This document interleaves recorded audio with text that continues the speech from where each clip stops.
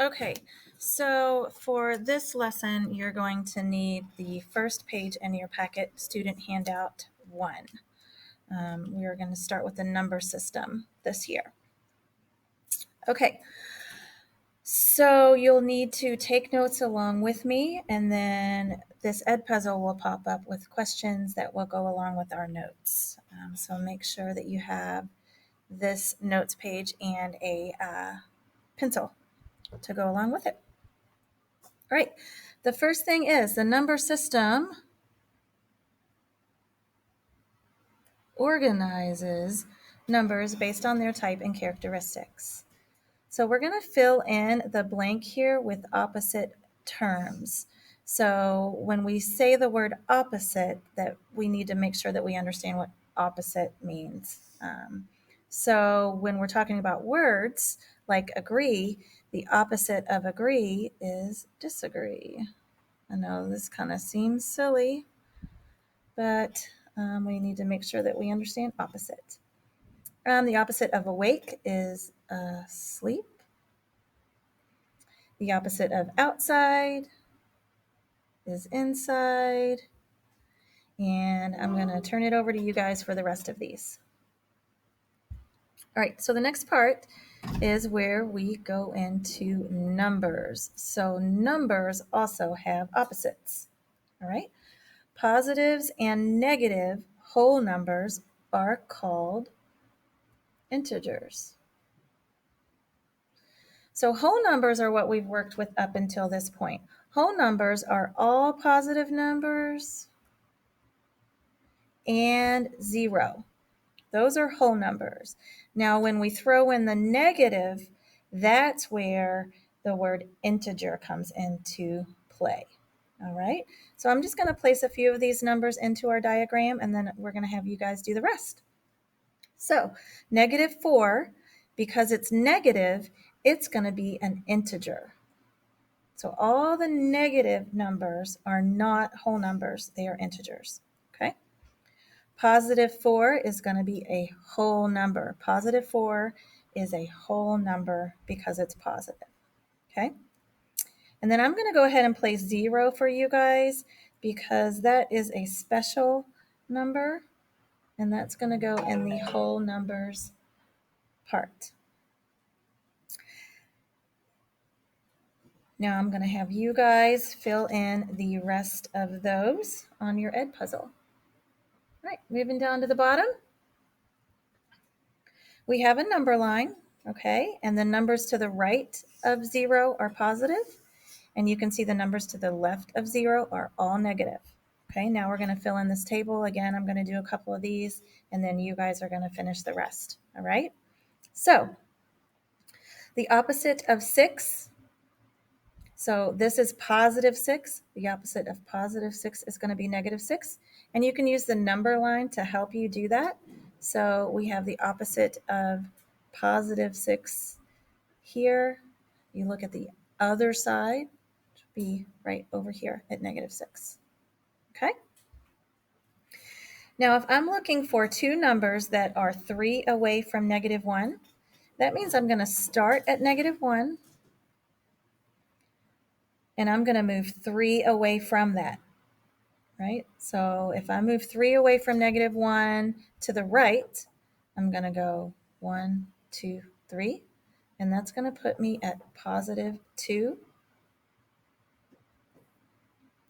And if I go to the left to get 3 away from -1, 1, 2, 3, that's going to put me at -4. So +2 and -4 are both 3 away from -1.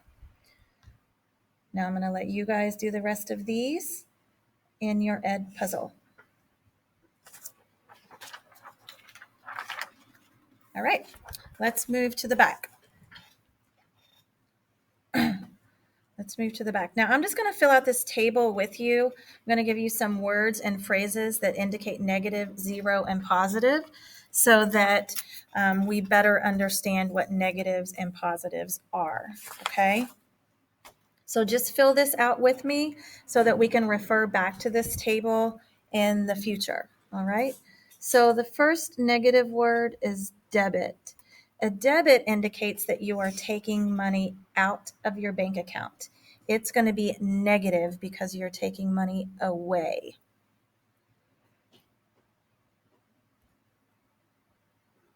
Decrease is a negative word. The next word is withdrawal. Withdrawal means you are withdrawing money from your bank account or taking away from. So that's going to be negative. Loss.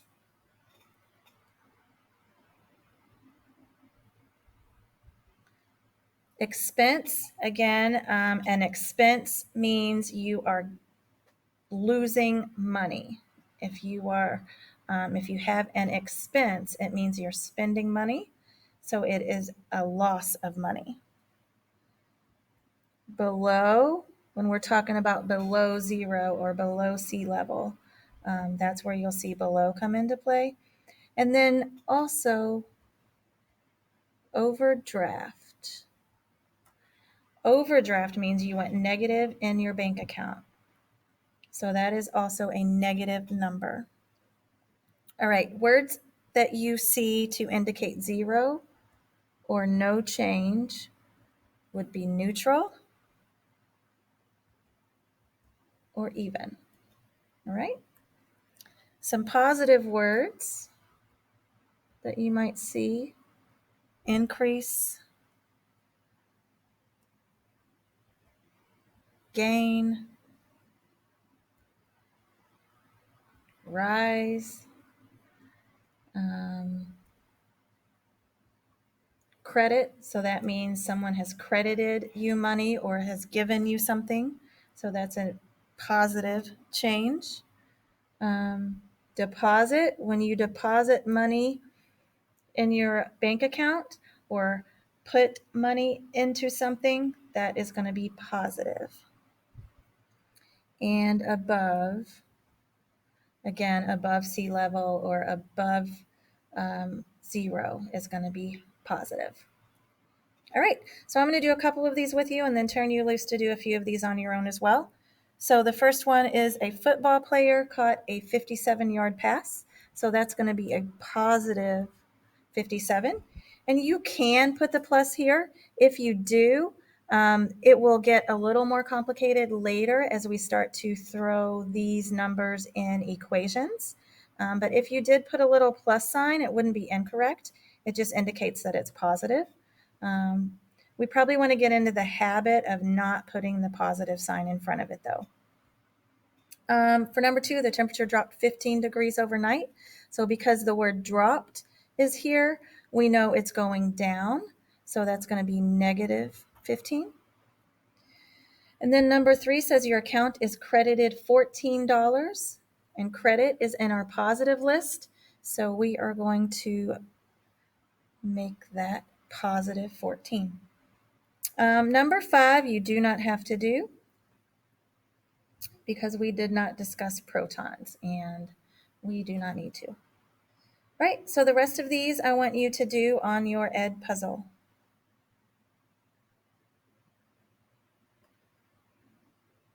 All right, the last thing I want to do is write a situation to describe negative 28.